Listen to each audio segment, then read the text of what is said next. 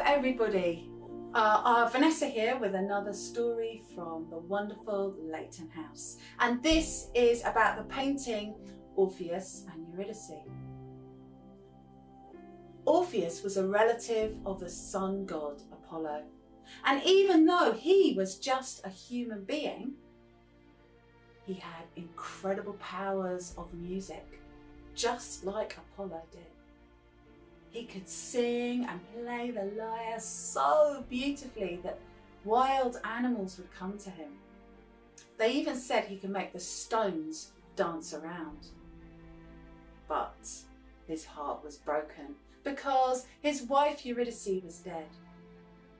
And he did nothing but speak of her and how wonderful she had been and how perfect she had been and how much he missed her.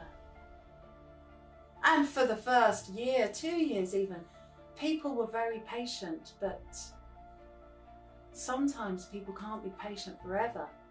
And their lives were moving on, babies were being born, they were getting married. And Orpheus still spoke of nothing but Eurydice. And they said, you should get married again. You've got your whole life ahead of you. Stop looking back. Orpheus needed to talk more, and so he went up Mount Olympus to the palace of sunbeams, where his relative Apollo lived. And Apollo said, "Welcome. How can I help you?" "It's about Eurydice." "Stop looking back," said Apollo. "You have your whole life ahead of you. She is gone." "But where is she?" said Orpheus. "She is in the land of the dead, and the King Hades, takes very good care of the shades of the dead." And Orpheus said, "If he's such a good king, I could go there and I could ask for Eurydice to be given back to me, just for the course of her natural life, just so I could have her again." "Oh no," said Apollo, "I would not do that. King Hades is a very good king, but he does have a bad temper." "So what?" said Orpheus. "Well, what's he going to do to me? Keep me in the world of the dead? At least I'll be with Eurydice." "No," said Apollo. "That is not the worst you could do." But Orpheus had made his mind up, and so Apollo was persuaded to take Orpheus to the portal between the world of the living and the world of the dead. In the middle of a lush, thick forest full of ferns and leaves, there was a lake, as silver as mercury. And Apollo said, "Before you go in, remember, you must take your lyre because you will need your powers of music. And take a coin to pay the ferryman. And take fresh blood because the shades of the dead love fresh blood." So before he went into the portal, Orpheus slaughtered a deer, and he got as much blood as he could into a little bottle on his waist, and he hung it on there, and he had his lyre and he had his coin, and he stepped into the shallows of this silver lake, and it licked on his toes, and it felt the cold of it. I mean, it was truly the coldness of death, and it seemed to consume his feet. But he just walked in until the silver waters were up to his knees, until they seemed to be consuming him up to his waist, until he felt as if they were eating away at him, so there was nothing but skeleton there, up to the waist. And then the waters closed over his head, and immediately he was not in any kind of water, but in a stone stairwell, circling down into the earth. And it came out into a cave, which was bigger than a stadium.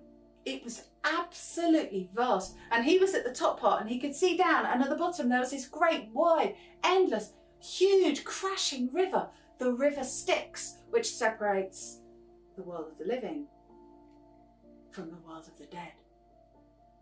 And you can't see the world of the dead because it's shrouded in mist.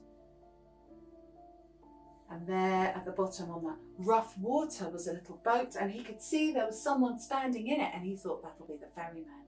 And all the rocks leading down were very slippery, and he made his way until he was right by the boat, and he looked at what he had thought was the ferryman. But all it was a statue with a blank face and only a slot for a mouth, like the kind of slot you would put a coin in.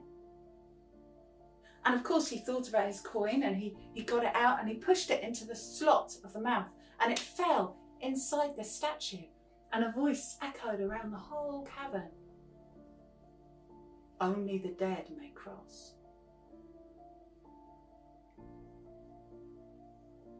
So he did it again. Only the dead may cross.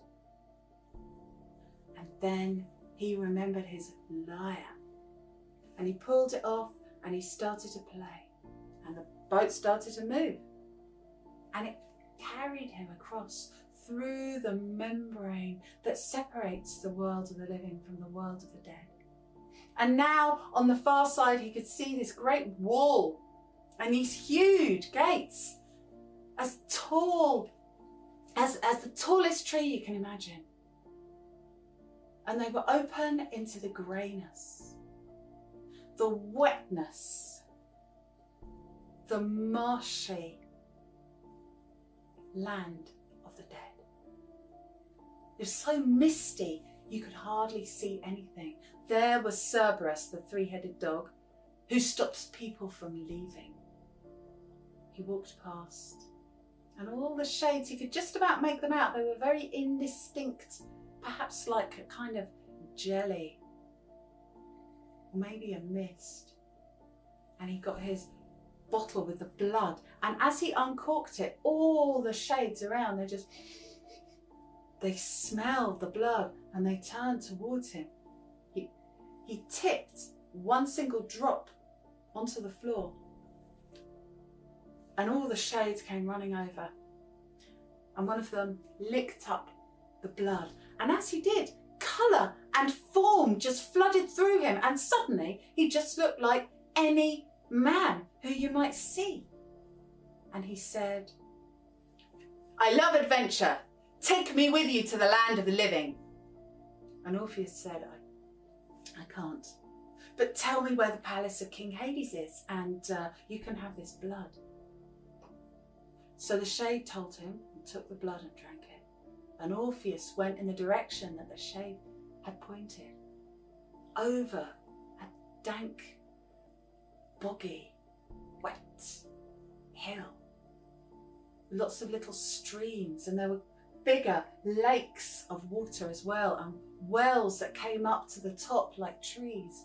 And the palace of King Hades was a kaleidoscopic building of every kind of metal, from iron and tin to bronze and gold, and every kind of crystal you can imagine, all grand and gaudy and huge, and it shone, and the gates were open. So Orpheus stepped inside, and he went from one chamber to another hall, to an even vaster mausolea, each one growing in gaudiness and colour and magnificence, until he came to the last one, which was the throne room, and at the far end on a throne which truly I could not describe to you, for all its colours and metals. There was the king of the dead, King Hades. He had the appearance of a young man, although he was a god, billions, probably infinity years old. And Orpheus went right up to him and then knelt down. And the king of the dead said, "Welcome, cousin of Apollo. I have seen your safe journey through my kingdom. Tell me, how can I help you?" And Orpheus thought, that sounds promising. And he said, "Your Majesty, I have heard tell of your greatness and your generosity and your wisdom, and I have just come because my wife Eurydice, she shouldn't have died. I should have saved her. Please, Your Majesty, please let me have her back with me in the land of the living just for the course of her natural life. Please, Your Majesty, of your wisdom, of your generosity, please, I beg you."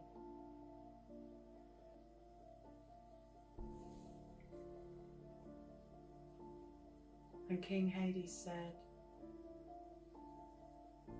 "You must think I'm very rich.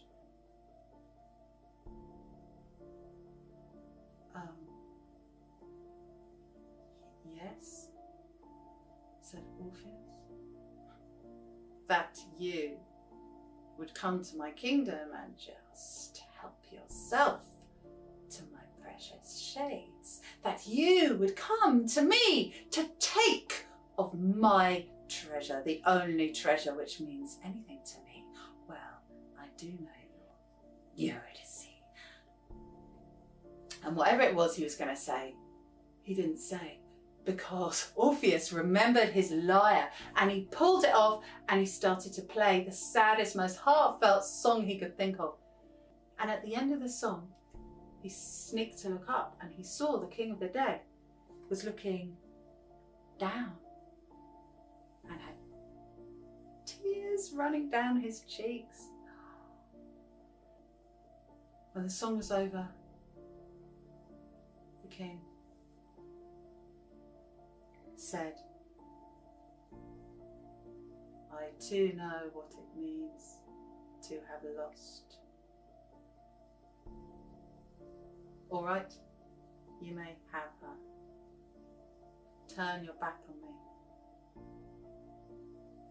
Orpheus really didn't want to turn his back on King Hades, but obediently he turned around. And the king said, "I've put her behind you. Walk away from me now. You may speak to her as you lead her to the land of the living. You may sing to her, but you may not turn and look at her until you are safely in the land of the living. Do you understand?" And so Orpheus didn't look behind him, but instead he started to walk. And he heard footsteps from behind him. And he heard his wife's voice just exactly as it had sounded all those years ago. And she told him how much she loved him as they walked out of the palace of King Hades. She told him how clever he was, how all the other shades had drunk from the lake of forgetting, but she had not. And they walked through the mist and the darkness of the underworld until they came to the great gates. And of course, there was Cerberus, the three-headed dog, who was as big as a pony, with teeth as long as your finger. But it didn't matter because, of course, Orpheus had his lyre. And he took it off and he played, and the drool and the slobber came off this dog, and its head dropped and its rump dropped and it fell asleep. And the voice of Eurydice came from behind. "You played that song when we first met."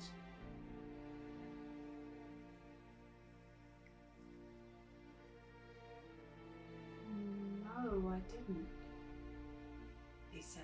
I just made that one up."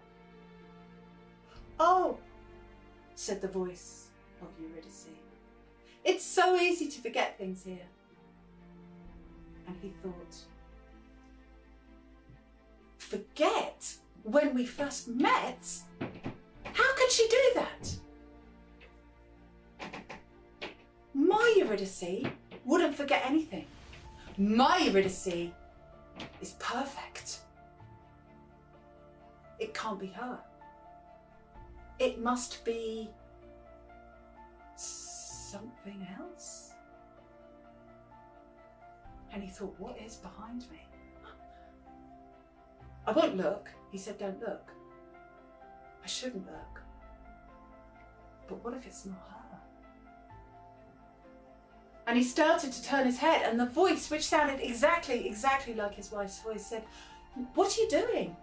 He said not to look behind you.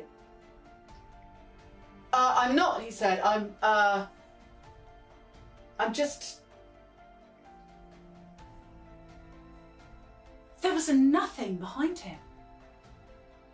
He turned a little more, and then he turned all the way, and he looked at her. Oh, because it was her. It was Eurydice. Just exactly as she had looked in the land of the living. Exactly as she had been, even down to her imperfections. But only for a moment. And then, as their eyes locked, she just melted away. And she became a shade that was part of the underworld again. Lost to him.